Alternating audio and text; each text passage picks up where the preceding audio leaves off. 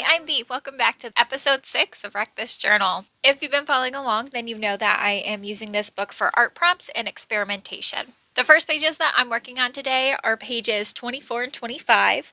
Throw something, a pencil, a ball dipped in paint. There were so many different avenues I could have gone down. The most obvious is to follow the directions. I could, in fact, throw something at the target and see what kind of splatter art would occur. I could do a ball dipped in paint. I could throw markers or crayons or chalk pastels. I could also draw a character that's throwing something at the target. I could have also made the target into a different kind of target, like a pinball machine. And then alternatively, a little bit more abstractly, I could take the shape and turn it into something else. And maybe I could have made the target into a spiral and made that into something, something sort of manic. The rings also made me think of rings of a tree. So this could be like a bird's eye view of a stump and, maybe the people who just took down the tree or, the land or something like that. I also played with the idea of it being like a planet. And that led me into retro space collages that I think they're really cool. They take old retro magazines and then they collage it where instead of the person, like the people watching the movie, now they're like out in space and they're looking at a supernova or whatever. So, like, the road is now, instead of just being a road on a prairie or a highway onto wherever, they just cut out the road and now it's a road in space. But I think that could be like a really cool idea for this page. I ultimately came to the conclusion that it could be an eyeball. And first I was going for like a deranged, crazed kind of creature, but then I was like, maybe it's not deranged. Maybe it's like the opposite side of this creature, like a different multiverse, like a different version of this creature. So I decided to do rainbow on one side, like very colorful rainbow, and then black and white on the other. I know this is not a new art concept. It has been around for ages, but it's like one of those, it's cliche, but it's cliche for a reason. But I think it turned out really good. I like the composition as a whole. It's very pleasing to my eyes.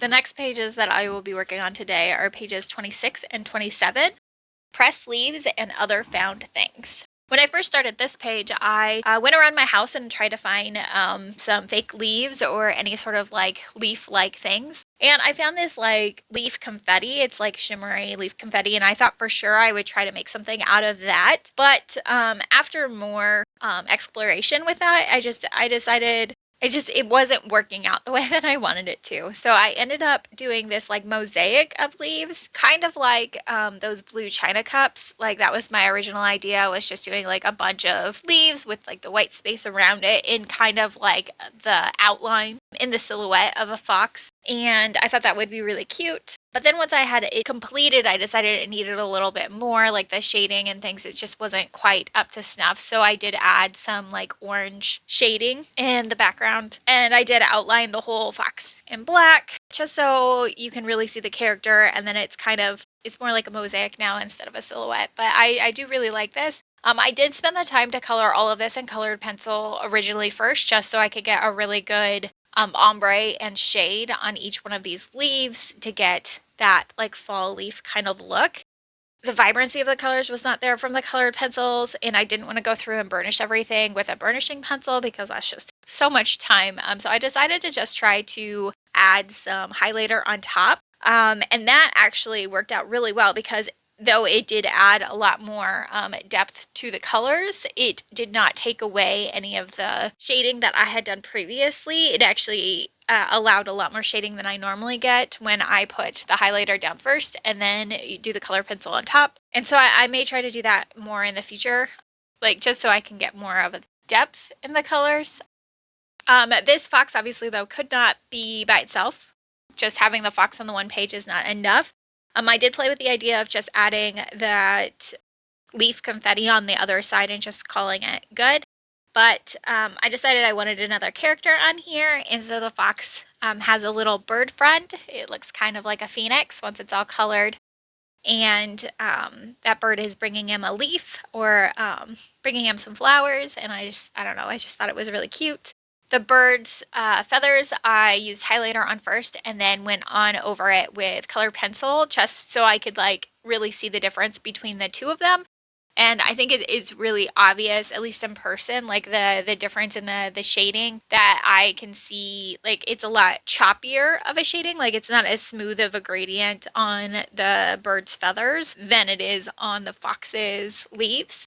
The shading on the fox's leaves is a lot more smooth of a transition, and it was a lot less work. Like I didn't have to press as hard to get the wax onto the paper because it was just empty paper, you know, and whatnot. And I don't know, it just turned out really, really well, I think. I did play with a bunch of different ideas for the background to, you know, manage this negative space that's underneath the bird. But ultimately, I decided to just take some of that leaf confetti and make a line of it just to use up some of that negative space. It's not my favorite, adding that line there. It's not exactly my favorite, but it is glued on, so it's not something I can take off now that it's there. So, but even with the confetti that added to the bottom, I do still like these pages. I would like them more if the confetti wasn't there, but it still turned out pretty cute.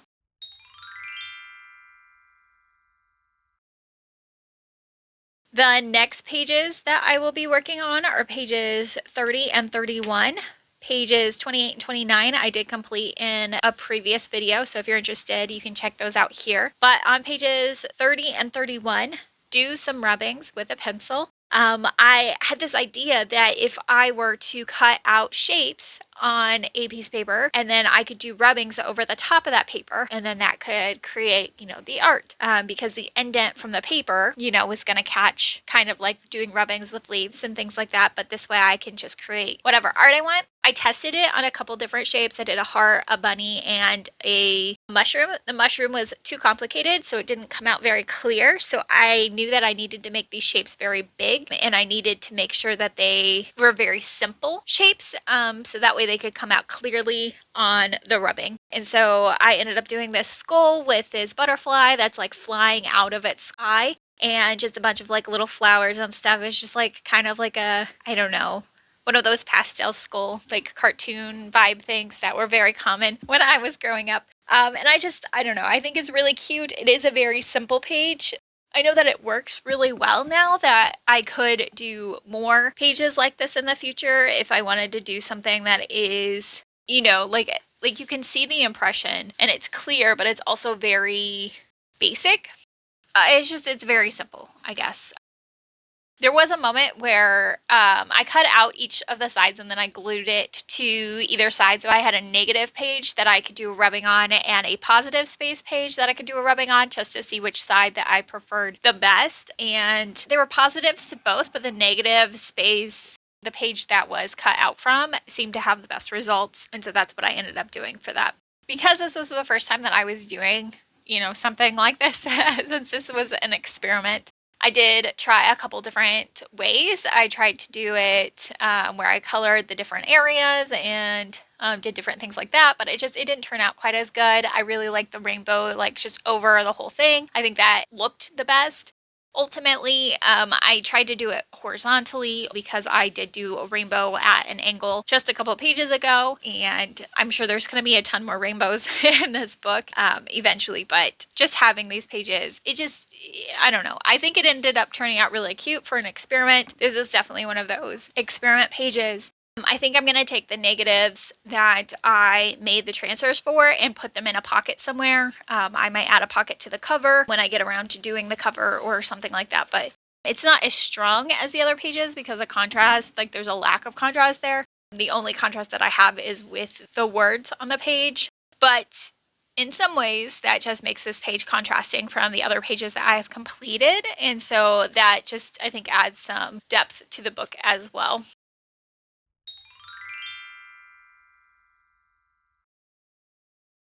So in review, I completed pages 24, 25, 26, 27, 30, and 31. These pages turned out really, really cute. I do think that as I go further and further along in this book, I give more thoughts to each page. In the first episode that I created, I spent so much time editing the video itself, and I didn't spend as much time creating the art. And now I have flip-flopped that, so I spend a lot less time editing the video, and I spend a lot more time creating the art.